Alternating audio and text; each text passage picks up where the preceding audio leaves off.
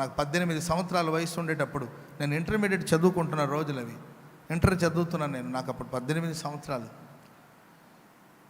ఒక ఆరాధనలో నేను ప్రార్థన చేసుకుంటే నాకు ఒక దర్శనం వచ్చింది. ఆ దర్శనంలో యేసన్న గారు నన్ను పిలిచి నన్ను ఫాలో అవ్వమని చెప్పినట్లు ఒక దర్శనం చూశాను అంతే. అది ఆదివారం దర్శనం చూశాను.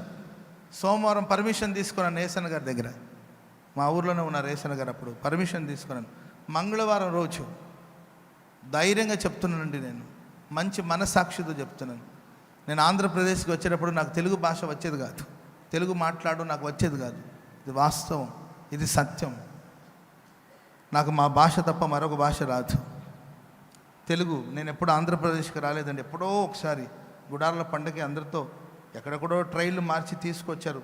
ఒకే ఒక సందర్భం గుర్తుందండి. ఆ తర్వాత నాకు ఇంక వివరాలు తెలీదు. ఒక్కడిని ప్రభు పిలుపుకి, ప్రభు దర్శనానికి అవిధేయతను చూపకుండా మా ఇంట్లో వాళ్ళు ఒప్పుకోపోయినా వారిని ఒప్పించి ప్రభు పిలుపుకి లోబడి ప్రభు చిత్తానికి ఏది యేసన్న గారు నేను ఫాలో అవుతున్నట్లు నాకు వచ్చిన దర్శనం అది. యేసన్న గారు వెళ్తున్నారు, ఆయన వెనకాల నేను వెళ్తాను, అది నా దర్శనం. సో బయలుదేరి వచ్చేసాను. సో ఆదివారం చూశానండి దర్శనం. మండే పర్మిషన్ యేసన్న గారిని అడిగాను. సార్ ఓకే అని ఒప్పుకున్నారు. మంగళవారం ఉదయాన్నే విత్ లగేజ్ నేను మా ఊరు బస్ స్టాండ్లో ఉన్నానండి. అందరూ వచ్చి బస్ స్టాండ్ అంతా కిటకిటలాడిపోయారు. మా వాళ్ళది ఏమైందిరా, నీకు ఏమైనా మెంటల్ వచ్చిందా, వీడికి ఏమైనా అయిపోయిందా, నీకు చాలామంది ఏమైంది, వీడికి ఏమైనా పిచ్చి పట్టిందా, ఎక్కడికి వెళ్తున్నావరా, ఏంద్రా నీకు కథ ఏంట్రా అని అందరూ చెప్తే ఎవరు చెప్పినా వినట్లేదండి. ఒక దర్శనం, ఆ దర్శనం నన్ను తీసుకొచ్చింది అంతే. బయలుదేరి వచ్చేసాను. ఎక్కడికి వస్తున్నానో తెలియదు, ఏం జరుగుతుందో తెలియదు, ఫ్యూచర్ ఏమో తెలియదు, గమ్యం ఏం తెలియదు, ఎడ్యుకేషన్ ఫ్రెండ్స్ అంతా వచ్చారే, చదువు ఏంటారు, మధ్యలో ఆపేస్తే ఏంటారు, నెక్స్ట్ ఏంటారు అంటారు. లేదయ్యా దేవుడు పిలుస్తున్నాడు. ఏం దేవుడు రా, ఏమైందరా నీకు, దయ్యం పట్టిందరా నీకేమైనా, యేసుప్రభు దయ్యం పట్టిందరా నీకు, యేసుప్రభు పట్టాడు అని రకరకాలుగా మాట్లాడు. ఏమి ఎవరు చెప్పింది నాకు ఎక్కట్లా. సో అలా బయలుదేరి వచ్చానండి నేను అంతే. బస్ ఎక్కాను, బస్ స్టాండ్లో దిగాను, శారదా కాలనీకి వచ్చాను. అప్పుడు మేరక గారు ఉండేవాళ్ళు. ఎవరబ్బాయి నీవు, ఎవరు పిల్లోడు నీవు, అసలు నీవు ఎట్టుంటావురా, నీకు ఇక్కడంతా ఈ భాష రాదు, నీవు ఎట్టుంటావంటే ప్రభు పిలిచాడు వచ్చేసాను, యేసన్న గారు చెప్పారు అని అంటే, అవునా అన్న కూడా నాకేం చెప్పలేదు నాన్న, సరే అయినా ఉండు చూద్దామని చెప్పేసి అనడం జరిగిందండి. సరే ఉన్నాను. ప్రియులారా, రాత్రి పగలు మోకాళ్ళ మీద ఉండేవాడిని.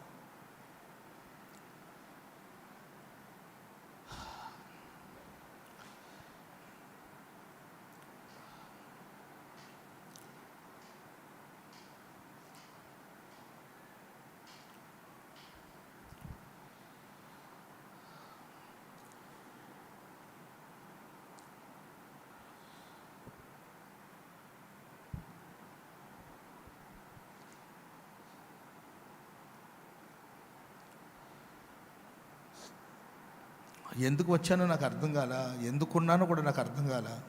అసలు ఏం జరుగుతుందో నా లైఫ్లో అర్థమయ్యేది కాదు. క్షణక్షణం భయం, కలవరం. నానెవాళ్ళు ఎవరు లేరు. ఏమైనా ఎవరికైనా షేర్ చేద్దామన్నా ఎవరు లేరు. అంత కొత్తగా, వింతగా, విచిత్రంగా ఉండేది.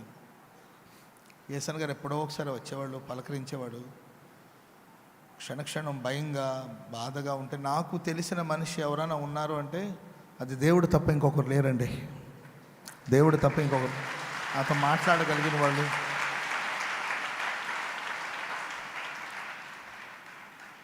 నాతో మాట్లాడగలిగిన వాళ్ళు ఎవరైనా సందర్భాలు ఉన్నారంటే అది దేవుడు తప్ప ఇంకెవరు లేరు.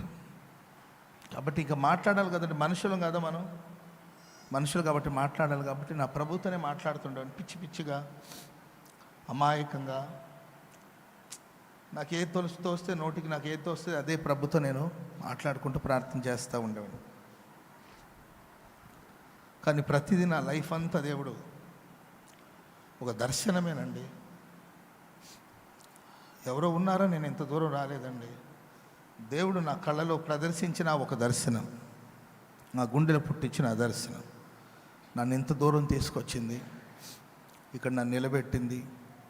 ఎన్నో లైఫ్లో పోరాటాలు, ఎన్నో ఇబ్బందులు వచ్చాయి. ప్రతిదీ కూడా ప్రభు దాటించుకుంటూ వచ్చాడు. సరే, నా లైఫ్ ఇలా ఉంటుందని నేను ఎప్పుడు కల కూడా కనలేదండి. నా లైఫ్ ఇలా ఉంటుందని అనుకోలే.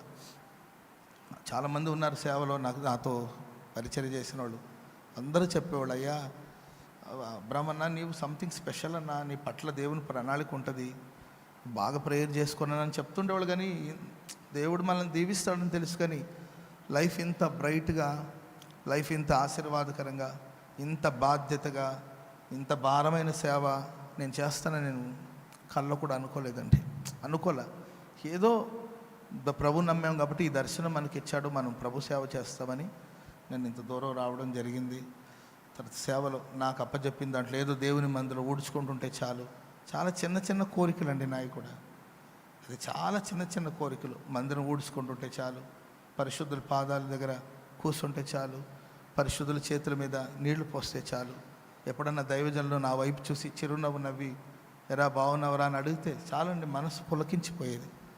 చాలు, జీవితం సార్థకమైందని అనుకునేవాడిని. యేసన్ గారికి బాగలేనప్పుడు ఆయన దగ్గర పరిచర్య చేసేటప్పుడు జీవితానికి చాలు, ఇంకా లైఫ్ అంతా ఇది, ఇంకా నా లైఫ్ ఇక కంప్లీట్ అయిపోయింది, చాలు, ఇక ఒక సేవకుడికి ఇంతకన్నా భాగ్యం ఇంకేముంటుంది.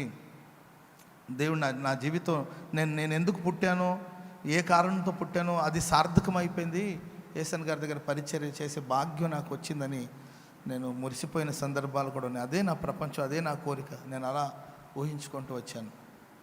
ఆ తర్వాత అన్నతో పరిచర్య చేస్తూ ఉండేటప్పుడు, అన్న దగ్గర ఉండేటప్పుడు యేసన్ గారికి ఒకరోజు నిద్రలో ఉన్నప్పుడు ఒక దర్శనం వచ్చిందంట. యేసన్ గారు నిద్రపోతున్నప్పుడు ఒక దర్శనం వచ్చింది. ఆ దర్శనంలో యేసన్ గారు ఒక స్టేజ్ మీద నుండి అలా కిందకు ఒరిగిపోతున్నారంట. అప్పుడు ఒక మనిషి వచ్చేసి, ఆయన ఒరిగిపోతుంటే అప్పుడు వచ్చి ఒక మనిషి వచ్చి మాట్లాడుతున్నాడంట. అన్నా, నేను అబ్రహాము అబ్రహాము అబ్రహాము అని 3 సార్లు నా పేరు వినిపించిందంట యేసన్ గారికి. ఆ తెల్లవారేసరికి నేను అన్నను కలవడానికి వస్తే అన్నాను, రే రాత్రి ఏంటోరా నేను పడిపోతూ ఉన్నాను, నా పని అయిపోయింది, నేను పడిపోతూ ఉన్నాను. అప్పుడు ఎవరో వచ్చారా నన్ను పట్టి అలా పైకి లేపుతున్నారు, 3 సార్లు నీ పేరు నాకు వినిపించింది, అబ్రహాము అన్న, నేను అబ్రహాము అబ్రహాము అబ్రహాం అని 3 సార్లు నీ పేరు వినిపించిందిరా, నాకేం అర్థం కాలేదు అని అన్న. అంటే నేనేమనుకున్నాను, సరే యేసన్ గారు ఇంకా ఎప్పుడు నేనే కదా అన్నకు అందుబాటులో ఉన్నాను కాబట్టి నా పేరు వినిపించుంటుందిలే అని నేను దాన్ని సింపుల్గానే తీసుకున్నానండి. పెద్దగా నేను, ఎందుకంటే మనకు లైఫ్లో ఇంత పెద్ద పెద్ద ఆశలు, ఇంత పెద్ద పెద్ద దర్శనాలు, ఇంత పెద్ద కాంక్షలు ఏం లేవు. కానీ ఆ సమయం వచ్చినప్పుడు, ఆ నిర్ణయ కాలం వచ్చినప్పుడు నేను ఎక్కడో మరుగుగా, ఎక్కడో చాటుగా, ఎక్కడో మూల మీద ఇదే లైఫ్లో ఇదే అనుకొని జీవిస్తున్నాను. నన్ను ఆ నిర్ణయ కాలం వచ్చినప్పుడు నా 18 ఏట ప్రభు నాకు ఇచ్చిన ఆ దర్శనం, యేసన్ గారిని ఫాలో అవుతున్న ఆ దర్శనం అండి, ఆ పరిశుద్ధులు నిలబడి వాక్యం చెప్పిన చోటు అండి ఇది. దైవజనులు యేసన్ గారికి నిలిచి వాక్యం చెప్పిన చోటు. అసలు ఈ స్థలంని మనం తాకితేనే జీవితం పావనం అవుతుందని భావించే నమ్మకం మా నమ్మకం. ఇలాంటి ఒక పవిత్ర స్థలంలో ఆయన నిలిచిన చోట నిలిచి, ఆయన చేపట్టిన బాధ్యతలు చేపట్టి, ఆయన కష్టపడి సంపాదించిన స్వాస్థ్యం సంఘాన్ని నడిపించడానికి, వాక్యం చెప్పడానికి, మీకు ప్రార్థించడానికి దేవుడు నాకు భాగ్యాన్ని ఇచ్చాడు. అందుకు నేను ఎంతో దేవునికి కృతజ్ఞుడై ఉన్నాను. దేవుడు నాకు ఇచ్చిన దర్శనం ఏమాత్రం అది వ్యర్థమైపోకుండా నేను నమ్మాను, విశ్వసించాను. ఆ దర్శనాలు ఈ రూపంగా ప్రభు నెరవేరుస్తూ ఉన్నాడు.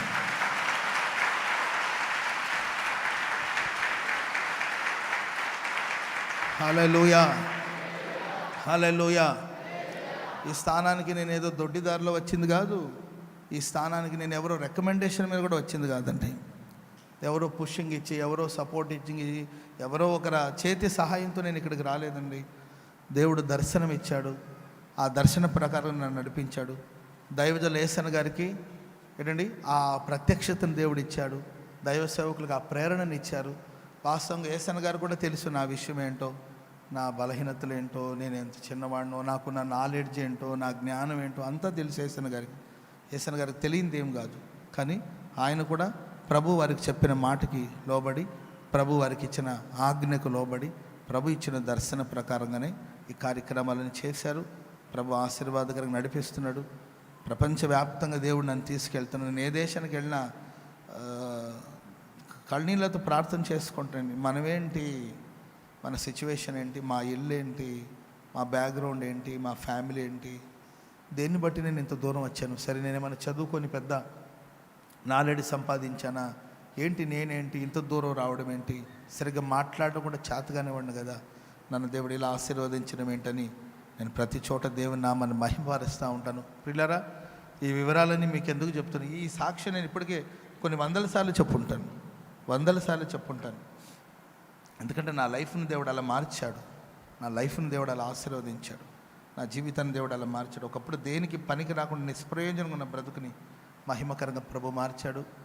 ఎవరు కలవరపడద్దు, మీకు ఇచ్చిన దర్శనాలు నెరవేరే సమయం ఆసన్నమై ఉన్నది.